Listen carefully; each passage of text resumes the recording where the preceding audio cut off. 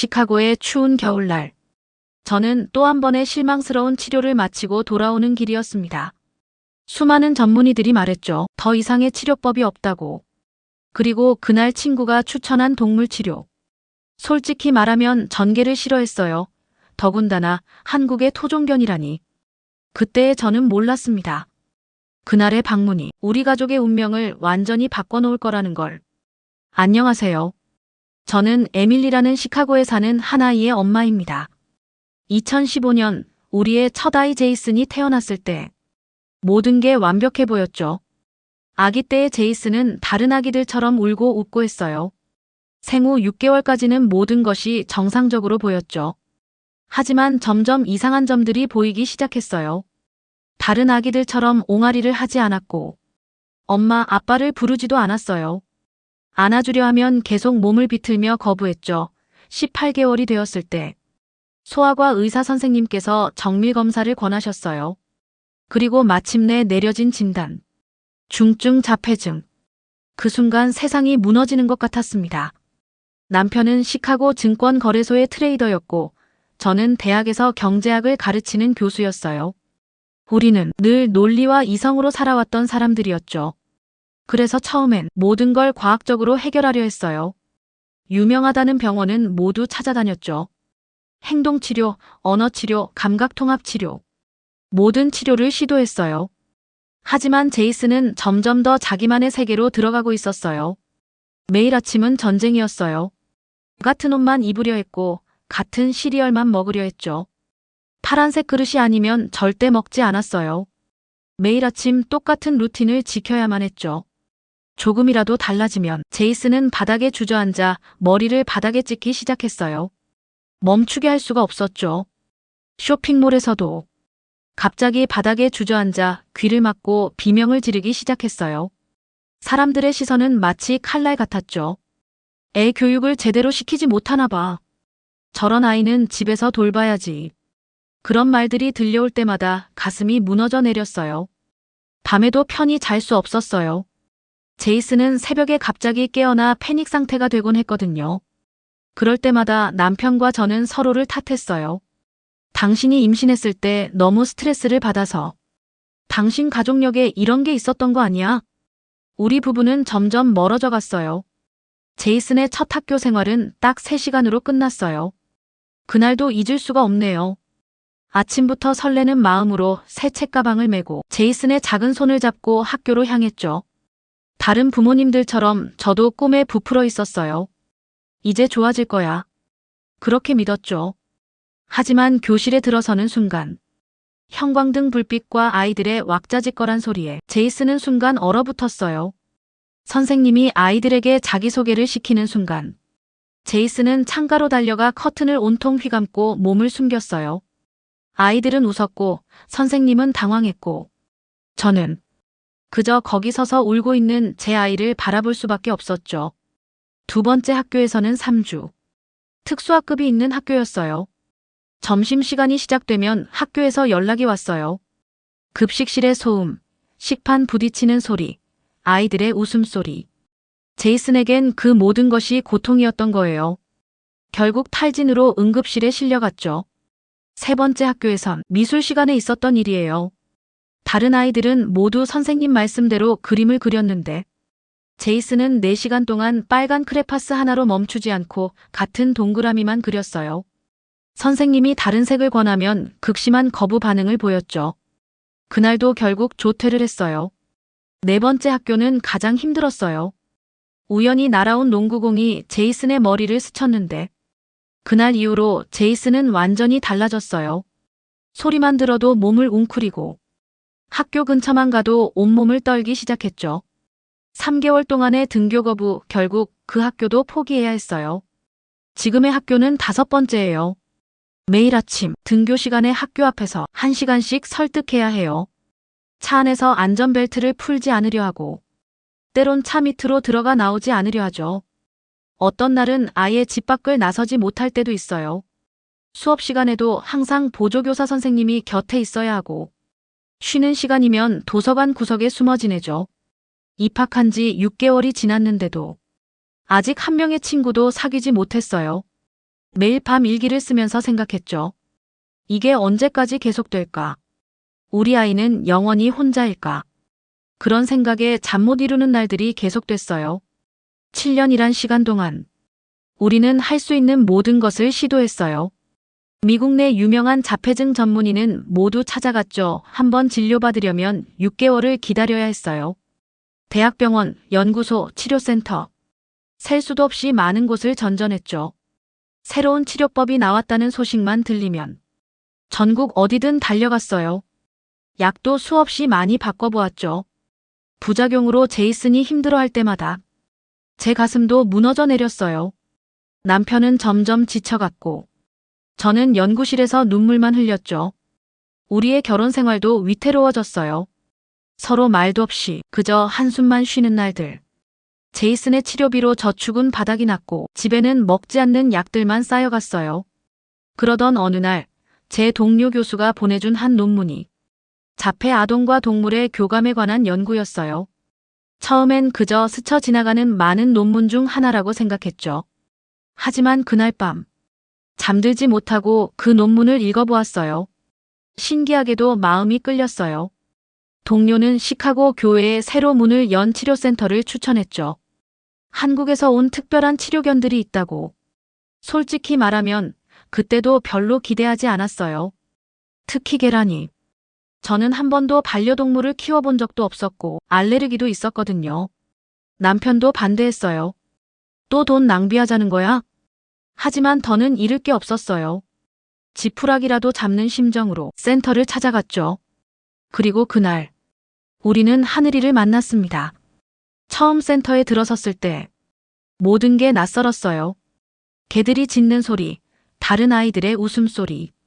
제이슨은 바로 귀를 막고 몸을 떨기 시작했어요. 또다시 실패하는구나. 이번에도 안 되는구나. 발걸음을 돌리려는 그 순간 구석에서 조용히 앉아있는 검은색 진돗개 한 마리가 보였어요. 다른 개들과는 달랐죠. 짖지도 않고 조용히. 그저 우리를 바라보고만 있었어요. 그때였어요. 제이슨이 귀를 막고 있던 손을 내리더니 천천히 그 개를 향해 걸어가기 시작했어요. 7년 동안 한 번도 보지 못했던 모습이었어요.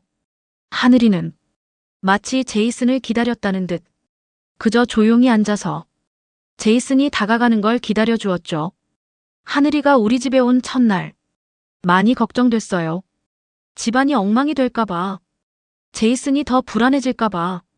하지만 하늘이는 달랐어요. 마치 오래전부터 우리 가족이었던 것처럼 조용히 그리고 자연스럽게 제이슨 곁을 지켜주었죠. 그날 저녁 믿을 수 없는 일이 일어났어요. 평소라면 바닥에 앉아서 혼자 밥을 먹던 제이슨이 처음으로 식탁에 앉았어요. 하늘이가 조용히 제이슨 옆자리에 앉아 있었거든요. 남편과 저는 숨죽이고 지켜보았죠. 30분, 제이슨이 식탁에 앉아 있던 시간이에요. 7년 만에 처음으로 가족이 함께 한 식사였어요. 2주가 지났을 때 아침에 일어나 제이슨 방으로 가려는데 방 안에서 들리는 소리에 멈춰섰어요. 문틈으로 보니 제이슨이 하늘이에게 그림책을 보여주고 있었어요. 뚜렷한 발음은 아니었지만 제이슨이 무언가를 설명하려 애쓰고 있었죠. 하늘이는 그런 제이슨의 이야기를 가만히 듣고 있었어요. 마치 모든 말을 다 알아듣는 것처럼. 그리고 한 달이 지났어요. 비가 오는 날이었죠. 평소 같았으면 비 소리에 패닉 상태가 됐을 거예요. 창문을 꼭 닫고 커튼을 쳐도 제이슨은 이불 속에 숨어 떨곤 했거든요. 하지만 그날은 달랐어요. 하늘이와 함께 창가에 앉아 빗방울이 창문을 타고 흐르는 걸 구경하고 있더군요. 제이슨의 무릎에는 하늘이의 머리가 얹어져 있었고 제이슨은 천천히 하늘이의 털을 쓰다듬고 있었어요. 어느 날은 제이슨의 방에서 놀라운 광경을 봤어요. 바닥에 흩어진 레고들. 보통은 빨간색 레고만 만지려 했는데 하늘이가 밀어주는 파란색, 노란색 레고들도 받아들이고 있었어요. 하늘이는 뭔가를 아는 걸까요? 한 조각씩 제이슨에게 밀어주었고 제이슨은 처음으로 다른 색의 블록으로 무언가를 만들기 시작했어요. 그리고 더 놀라운 건 제이슨이 하늘이와 눈을 마주쳤다는 거예요. 잠깐이었지만 분명히 보았어요. 그 순간 저도 모르게 눈물이 흘렀죠. 7년 동안 저희와도 한 번도 눈을 마주치지 않았는데 그때부터 작은 기적들이 하나둘씩 일어나기 시작했어요. 제이슨이 처음으로 자기 옷을 스스로 골랐어요. 항상 같은 파란색 티셔츠만 입으려 했는데 하늘이가 물고 온 빨간색 티셔츠를 입겠다고 했죠. 옷을 갈아입는 동안 하늘이가 옆에서 지켜봐 주었어요. 식사 시간도 달라졌어요. 이제는 음식이 접시에 섞여도 패닉에 빠지지 않아요. 하늘이가 옆에서 꼬리를 흔들며 응원해주면 제이슨은 천천히, 아주 천천히 새로운 음식을 시도해보곤 해요. 양상추를 처음 먹어본 날, 우리 가족 모두 숨죽이고 지켜보았죠. 목욕하는 것도 편해졌어요. 예전에는 물 튀는 소리만 들어도 비명을 지르곤 했는데 이제는 하늘이가 욕실 앞에서 기다려주면 20분 동안 혼자서도 씻을 수 있어요. 그리고 마침내 그 특별한 날이 왔어요. 어느 날 아침 하늘이의 목줄을 준비하고 있는데 제이슨의 입에서 늘 처음에는 제가 잘못 들은 줄 알았어요.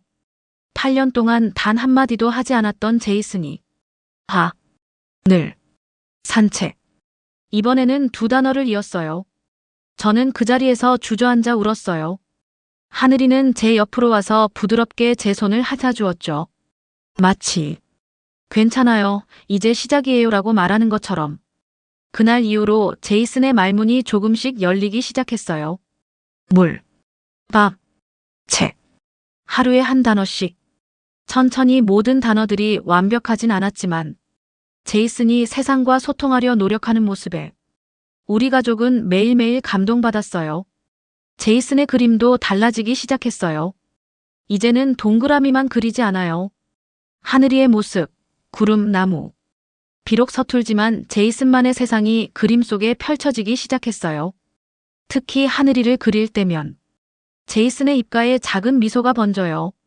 가장 큰 변화는 아마도 밤 시간이었을 거예요. 예전에 제이슨은 밤마다 악몽에 시달렸어요. 한밤중에 갑자기 깨서 비명을 지르고 때론 몇 시간씩 잠들지 못했죠. 하지만 하늘이가 옆에서 자기 시작하면서 처음으로 편안한 밤을 보낼 수 있게 됐어요. 제이슨이 불안해하면 하늘이가 살며시 다가가 옆에 누워줘요. 제이슨은 하늘이의 부드러운 털을 만지며 차분히 진정되곤 해요. 때론 제이슨이 하늘이에게 속삭이듯 이야기를 해요. 하늘이, 무서워. 그럼 하늘이는 더 가까이 붙어 안아주죠. 주말이면 특별한 순간들이 늘어났어요. 하늘이가 장난감을 물고 와서 제이슨과 놀자고 유도하면 제이슨은 조금씩 새로운 놀이를 시도해보기 시작했어요. 공 던지기, 숨바꼭질. 처음 해보는 놀이들이었지만 하늘이와 함께라면 두렵지 않은가 봐요. 거실에서도 작은 기적들이 일어났어요. TV 소리를 전혀 견디지 못하던 제이슨이 이제는 하늘이와 함께 동물 다큐멘터리를 봐요. 화면 속 동물들을 가리키며 하늘이, 저기, 강아지. 한 단어씩 늘려가며 이야기해요. 봄이 되면서 마당에서도 변화가 생겼어요. 예전엔 새소리만 들려도 귀를 막았는데 이제는 하늘이와 함께 정원에 앉아 나비를 구경할 수 있게 됐어요. 하늘이가 나비를 따라다니면 제이슨이 작게 웃음을 터뜨리기도 해요. 그 웃음소리, 천사의 목소리처럼 아름다워요. 그리고 얼마 전 정말 믿을 수 없는 일이 있었어요. 제이슨의 생일이었죠. 평소처럼 조용히 보내려 했지만 하늘이가 있어 조금은 괜찮지 않을까 생각했어요. 저와 남편은 긴장했죠. 촛불이나 노래가 제이슨을 놀라게 할까봐. 하지만 제이슨은 하늘이와 함께 식탁에 앉아 처음으로 생일 축하 노래를 들어주었어요. 케이크에 촛불을 보며 하늘이를 한번, 저희를 한번 바라보더니 작은 미소를 지었어요. 그리고는 조심스럽게 말했죠. 생일 축하. 고마워요. 그 순간 남편도 저도 그리고 하늘이까지도 모두 제이슨을 바라보며 울었어요. 8년 동안 기다려온 순간이었으니까요. 학교에서도 조금씩 변화가 시작됐어요. 하늘이를 만난 지 6개월이 지났을 때 학교 측에서 특별한 제안을 해주었어요. 하늘이가 교내 치료견으로 등록된다면 제이슨과 함께 등교할 수 있다고. 처음엔 망설였어요. 다른 아이들에게 방해가 되진 않을까. 하늘이가 힘들어하진 않을까. 하지만 하늘이는 이미 준비가 되어 있었나 봐요. 처음으로 하늘이와 함께 등교한 날. 아침부터 달랐어요. 평소처럼 차 안에서 1시간씩 실랑이를 하지 않아도 됐죠. 하늘이가 옆에서 기다리자. 제이슨이 스스로 차에서 내렸어요. 교실에서도 놀라운 일들이 일어났어요. 하늘이가 조용히 제이슨의 책상 옆에 앉아 있으면 제이슨은 최대 2시간까지 수업을 들을 수 있게 됐죠. 물론 아직도 어려움은 많아요. 갑자기 소리를 지르기도 하고 가끔은 책상 밑으로 숨기도 해요. 하지만 하늘이가 곁에 있으면 금방 진정돼요. 점심시간에도 변화가 생겼어요. 여전히 급식실의 소음은 힘들어하지만 이제는 도서관 한켠에서 하늘이와 함께 도시락을 먹어요. 가끔은 다른 아이들이 하늘이를 보러 오죠. 제이슨은 아직 그 아이들과 대화하진 못해요. 하지만 이제는 도망가지 않아요. 하늘이가 다리를 핥으며 안심시켜주거든요. 미술 시간에도 달라졌어요.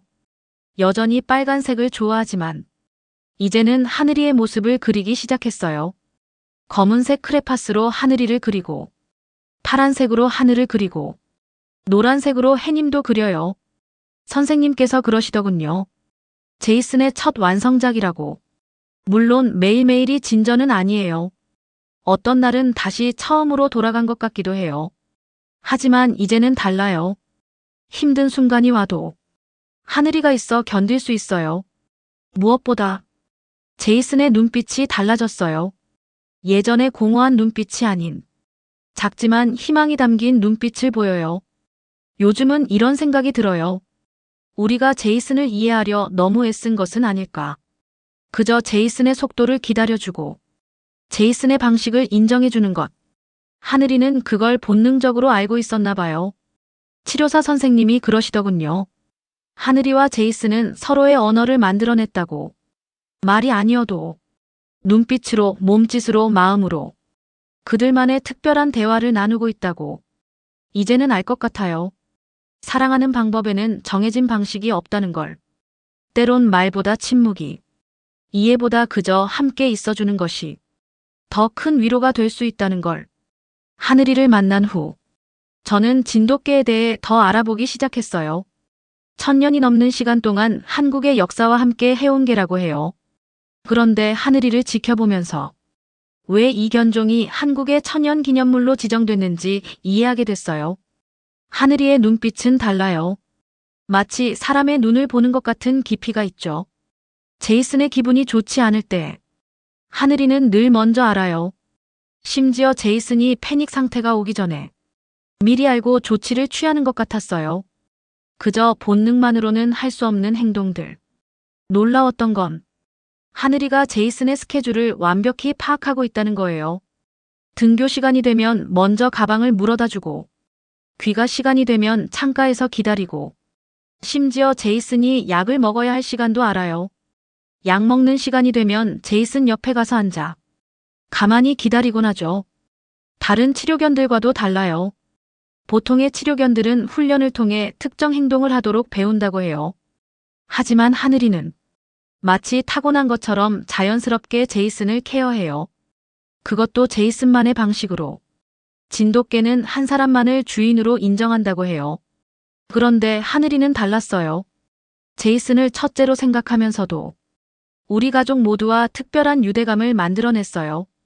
남편이 늦게 퇴근하는 날이면 현관문 앞에서 기다리다가 맞아주어요. 한국의 자료들을 찾아보면서 알게 됐어요. 진돗개의 충성심은 전설적이라고.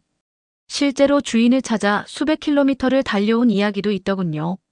하늘이를 보고 있으면 그 이야기들이 결코 과장이 아니었다는 걸 알 수 있어요. 가장 신기한 건 하늘이가 제이슨의 감정 변화를 읽어내는 방식이에요. 자폐증이 있는 아이들은 감정 표현이 매우 제한적인데 하늘이는 그 미세한 변화까지 알아채요. 제이슨의 표정이 살짝 굳기만 해도 곧바로 달려와 안정을 주려 하죠. 요즘 들어 많이 생각해요. 어쩌면 진돗개는 오랜 세월 한국인들과 교감하면서 말이 아닌 다른 방식의 소통을 배운 게 아닐까. 그래서 제이슨 같은 아이와도 이렇게 완벽한 교감이 가능했던 게 아닐까. 치료센터의 원장님이 제게 말씀해 주셨어요. 진돗개는 다른 개들과는 다른 특별한 직감이 있다고. 그동안 수많은 치료견들을 봐왔지만 진돗개만의 독특한 무언가가 있다고 하시더군요. 실제로 하늘이는 매 순간 우리를 놀라게 해요. 어제도 그랬어요. 제이슨이 악몽을 꾸고 있었나 봐요. 한밤중에 이상한 소리가 들려. 제가 방문을 열었을 때 하늘이는 이미 조용히 제이슨을 보듬고 있었어요. 그것도 제이슨이 평소 좋아하는 방식 그대로. 진돗개는 원래 목양견이나 사냥견으로 훈련받았다고 해요. 자신에게 맡겨진 것을 지키고 보호하는 본능이 있다고. 하늘이를 보고 있으면 그 보호 본능이 치료 본능으로 바뀐 것 같아요. 제이슨을 지키고 보호하고 치유하는. 한국의 제주도에는 진돗개가 아기를 돌본 실화도 있다고 해요. 처음엔 그저 신기한 이야기라고만 생각했는데 이제는 충분히 있을 수 있는 일이라 생각해요. 하늘이가 제이슨을 대하는 모습을 보면 그저 동물이 아닌 따뜻한 영혼을 가진 존재라는 게 느껴지거든요. 가끔은 제가 우울할 때도 하늘이가 살며시 다가와 위로해줘요. 마치 말하는 것 같아요. 걱정 마세요. 제가 제이슨을 지켜줄게요. 그럴 때마다 더 깊이 알게 되죠. 하늘이는 단순한 반려견이 아닌 우리 가족의 수호천사라는 걸. 지금 제이슨의 방에서는 하늘이와 함께 그림을 그리고 있어요. 더 이상 빨간색만 고집하지 않아요. 하늘이의 검은 털색도, 하늘의 파란색도. 이제는 모든 색이 제이슨의 세상이 되었어요. 누군가 물어봐요. 정말 개 한 마리가 이런 변화를 만들어냈냐고. 저는 이제 자신있게 말할 수 있어요. 하늘이는 그저 개가 아니라고. 우리가 미처 알지 못했던 특별한 치유자라고. 진돗개는 한국에서 천연기념물로 지정되어 있다고 해요.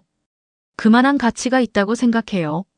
하늘이가 보여준 건 단순한 충성심이나 영리함이 아니었으니까요.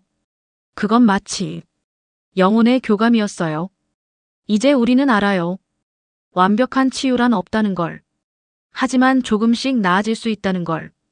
그리고 그 과정에서 때론 말없는 천사가 우리 곁에 있다는 걸. 제이슨은 여전히 자폐증을 가진 아이예요. 하지만 이제는 혼자가 아니에요. 하늘이라는 특별한 친구가 언제나 그의 곁을 지켜주니까요. 매일 밤 잠들기 전 제이슨은 하늘이에게 말해요. 하늘아, 내일도 함께. 그리고 하늘이는 늘 그래왔던 것처럼 앞으로도 그렇게 제이슨 곁을 지켜줄 거예요. 이것이 우리 가족의 이야기예요. 작은 기적을 만들어준 한국에서 온 특별한 천사. 우리의 하늘이와 함께한 이야기. 오늘 사연 어떠셨나요? 오늘 사연이 마음에 드셨다면 구독과 좋아요 부탁드립니다. 저는 다음에 더 좋은 사연으로 다시 찾아오겠습니다. 감사합니다. 여러분 항상 행복하세요.